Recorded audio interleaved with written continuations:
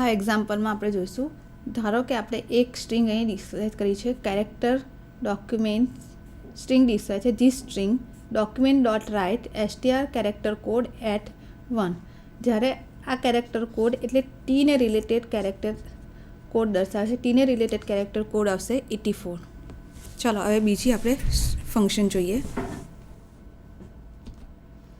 Last index of returns the index within the calling string object of the last occurrence of the specified value or a if not found.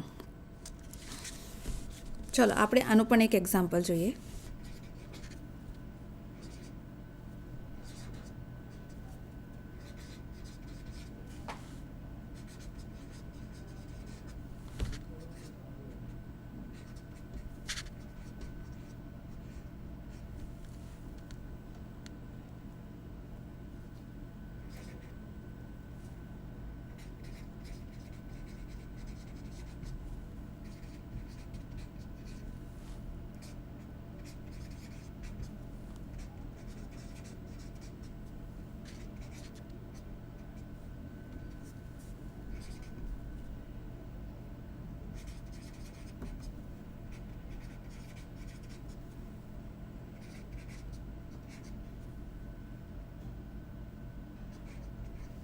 આ એક્ઝામ્પલની અંદર જો કે variable એ equal new એરેની અંદર આપણે 3 elements લખ્યા છે.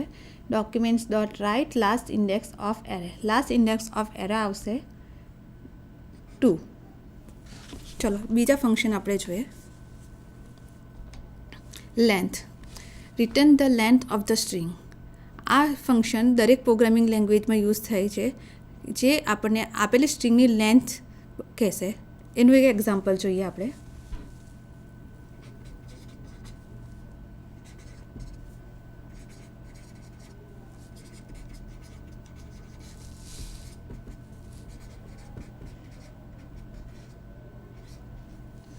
Variable B new string equal to hello.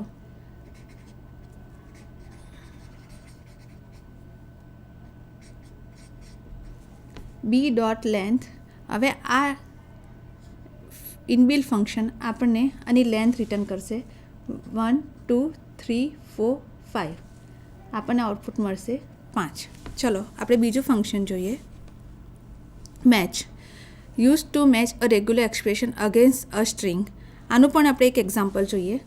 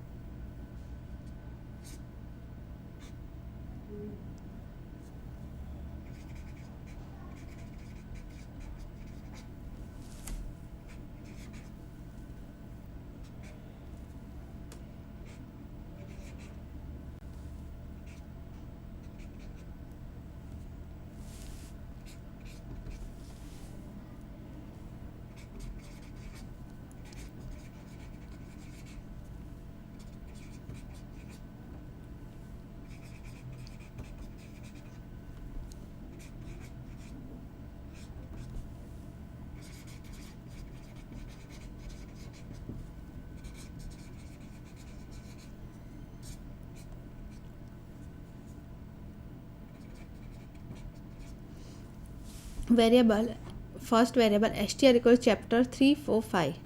બીજો એક એક્સપ્રેશન મેચ કરવા માટે બીજો એક આરી નામનો વેરિયેબલ ડિક્લેર કર્યો અને ચેપ્ટરની અંદર આજુબાજુ આવતા એક્સપ્રેશન વચ્ચે મેચ કરવા માટે.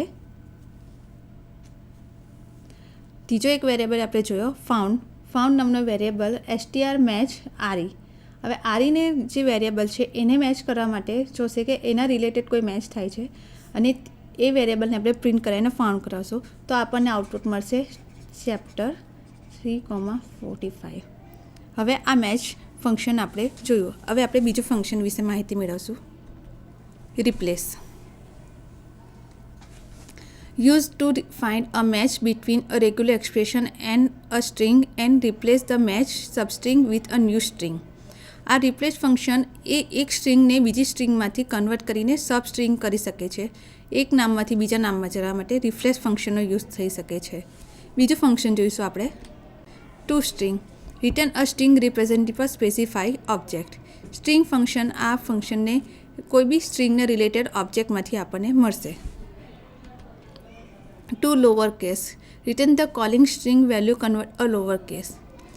બિલ્ટ ઇન ફંક્શનની અંદર આ એક લોઅર કેસવાળું ફંક્શન છે, જે ફંક્શન આપણને કોઈ બી આલ્ફાબેટિકને લોઅર કેસમાં આપણને ડિક્લેર કરે છે. ચાલો આપણે એનું એક્ઝામ્પલ જોઈએ. Variable str equal to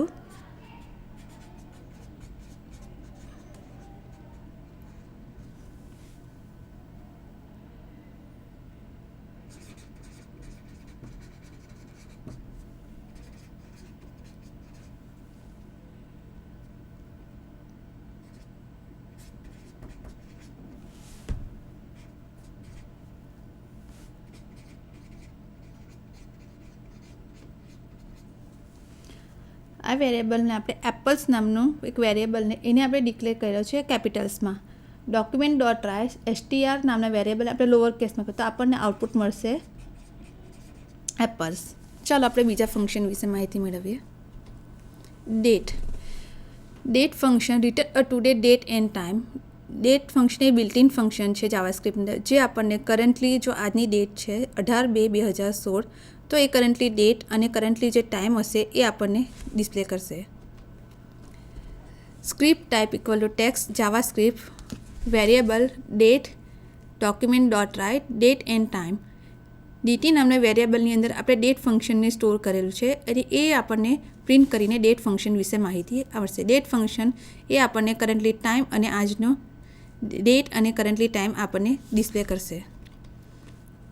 gate date. Return the day of month for a specified date according to a local time.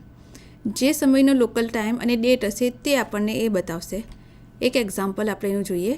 Wear DT equal to new date December 25, 1995 અને time get time and date. આ get time અને date variable આપણને આજનો time અને date બતાવશે. ચલો આગળ આપણે નવું ફંક્શન જોઈએ. Get day. Return the day of a week for a specified date according to a local time.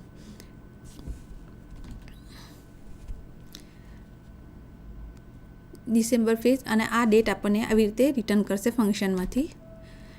હવે આપણે બિલ્ટ ઇન ફંક્શનની અંદર મેથ ફંક્શન છે. મેથ્સ ફંક્શન એ ઘણા બધા યુઝ થતા ફંક્શન છે, જેવી રીતે જાવાસ્ક્રિપ્ટ કે કોઈ બી પ્રોગ્રામિંગ લેંગ્વેજીસની અંદર મેથ ફંક્શન બહુ ઇમ્પોર્ટન્ટ છે. ઇમ્પોર્ટન્ટ હોવાનું કારણ એ છે કે મેથ્સ ફંક્શન એ એવા ફંક્શન છે જેનાથી આપણે કેલ્ક્યુલેશન ઝડપથી કરી શકીએ છીએ.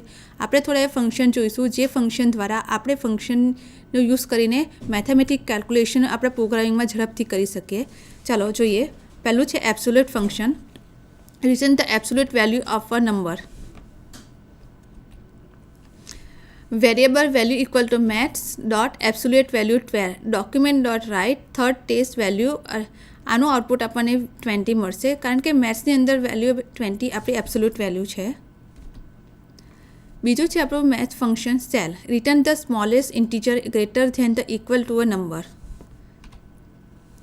આનું એક એક્ઝામ્પલ આપણે જોઈએ કે variable value equal math dot ceil -45.95. હવે આપણે એ જાવાસ્ક્રિપ્ટને ડોક્યુમેન્ટ ડોટ રાઇટ દ્વારા થર્ડ ટેસ્ટ વેલ્યુ પ્રિન્ટ કરવા તો એને પ્રિન્ટ કરશે -45. Max function. Return the largest 0 or more numbers. Maximum number find out કરવા માટે મેથ ફંક્શનનો યુઝ થઈ શકે છે. મેથ ફંક્શન એવું કેવું ફંક્શન છે જેના દ્વારા આપણે મેક્સિમમ વેલ્યુ ફંક્શનમાંથી કે કોઈ બી પ્રોગ્રામમાં આપણે મેળવી શકીએ છીએ. એનું આ એક્ઝામ્પલ છે મેથ ડોટ મેક્સ 0 અને -1. હવે આપણે જે વેલ્યુ ડિક્લેર કરેલી છે તો મેથ ડોટ મેક્સની અંદર 0 અને -1 છે. Document dot write third test અને વેલ્યુ 0, તો આઉટપુટ આપણને એની મેક્સિમમ વેલ્યુ 0 મળશે. Square root. સ્ક્વેર રૂટ પણ એક મેથેમેટિક્સ ફંક્શનનું એક મોસ્ટ ઇમ્પોર્ટન્ટ ફંક્શન છે જેના દ્વારા આપણે સ્ક્વેર રૂટ મેળવી શકીએ છીએ. Returns the square root of a number. Value maths square root of 81. Document dot write દ્વારા આપણે એને પ્રિન્ટ કરાવશું તો એનો આઉટપુટ આપણને મળશે 9. Round function return the value of a number rounded from the nearest integer. Round function બી એટલા માટે જરૂરી છે જ્યારે આપણે કોઈ બી પોઈન્ટમાં આવેલી વેલ્યુ હોય તેને આપણે રાઉન્ડમાં મેળવી શકીએ છીએ. ઘણી બધી જગ્યાએ જે કેલ્ક્યુલેશન થાય છે, સેલરી કેલ્ક્યુલેશન, મોટા કેલ્ક્યુલેશન થાય છે, ત્યાં રાઉન્ડ ફંક્શનનો યુઝ આપણે કરી શકીએ છીએ. Math dot round 23.3 document dot write third test. તો અને રાઉન્ડ ફંક્શનમાં આપણે યુઝ કરીએ તો એનું 20.3 છે તેની જગ્યાએ આપણને 20 આપણને આઉટપુટ મળશે. તમે મને સાંભળી એ બદલ હું તમારો ખૂબ ખૂબ આભાર માનું છું. Thank you.